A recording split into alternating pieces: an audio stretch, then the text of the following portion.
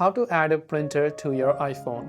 To add a printer to your iPhone, first of all, connect both the printer, if it is a Bluetooth or Wi-Fi printer, to the same Wi-Fi network. So first of all, connect the same Wi-Fi network and turn on Bluetooth on both your printer if it supports Bluetooth and the Bluetooth on your device as well, or connect via a cable.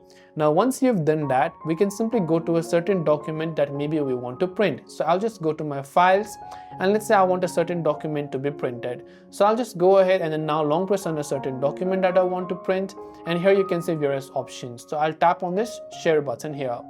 From the share button, again I can see various options, so I'll just tap on the more option over here. Then under more option, you can see various options. You'll find the option called print. So now when we go to print, it will search for the printer that we have. So now we will select printer. No printer is currently selected, but it will look for the desired printers. Make sure to put your printer in pairing mode, and once done, your AirPrint printers will be successfully found over here. That way you can add a printer to your iPhone. Hope this video helped you. If you have any questions, feel free to leave them down. Thanks for watching and see you soon in the next video.